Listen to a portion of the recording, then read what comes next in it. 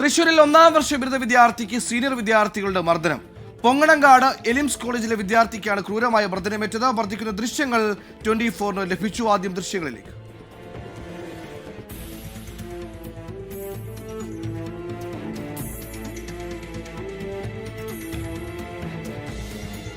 ഇന്നലെ രാവിലെ രണ്ടാം വർഷ മൂന്നാം വർഷ വിദ്യാർത്ഥികൾ തമ്മിലുണ്ടായ സംഘർഷം നോക്കി നിന്നെന്ന് ആരോപിച്ചാണ് മർദ്ദനം.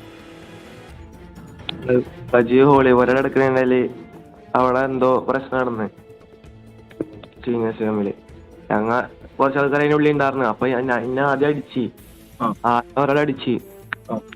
അപ്പൊ ഞാനത് ചോദിച്ച് അങ്ങനെ അവരെ ആദേശം വെച്ചിട്ട് കുറച്ച് കഴിഞ്ഞപ്പോ ഞങ്ങൾ രണ്ടാൾ ഒറ്റക്ക് നിൽക്കുന്നായിരുന്നു. അപ്പൊ ഞങ്ങളെ വീണ്ടും വന്ന് അടിച്ച് നിലത്തിട്ടിട്ട് ചവിട്ടി കൂട്ടി. അത് ഷോൾഡറിന്റെ ഇളകി, പിന്നെ ചെസ്റ്റിലെല്ലാം ചതവുണ്ട്, രണ്ട് കൈയും ഇതായി കിടക്കുകയാണ്.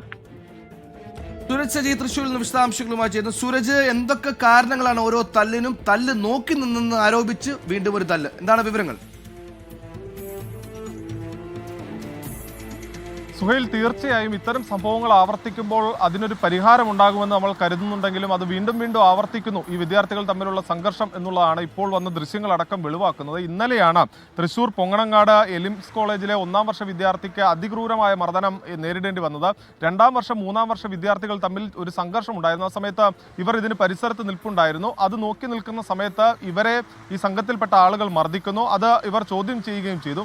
അതിനുശേഷം ആ പ്രശ്നം അവിടെ അവസാനിച്ചു എന്ന് ഇവർ കരുതി മടങ്ങുകയും ചെയ്തു. പക്ഷേ ഉച്ചയ്ക്ക് ശേഷം സംഘടിച്ചെത്തിയ രണ്ടാം വർഷ വിദ്യാർത്ഥികൾ ഈ ഒന്നാം വർഷ വിദ്യാർത്ഥിയെ മർദ്ദിക്കുകയായിരുന്നു എന്നുള്ളതാണ് പറയുന്നത്. രണ്ട് കൈക്കും ഗുരുതരമായി പരിക്കേറ്റ വിദ്യാർത്ഥി നിലവിൽ ഈ മലപ്പുറത്തെ ഒരു സ്വകാര്യ ആശുപത്രിയിൽ ചികിത്സ തേടുകയും ചെയ്തിട്ടുണ്ട്. സംഭവവുമായി ബന്ധപ്പെട്ടുകൊണ്ട് കുടുംബം പോലീസിന് പരാതി നൽകുകയും ചെയ്തിട്ടുണ്ട്.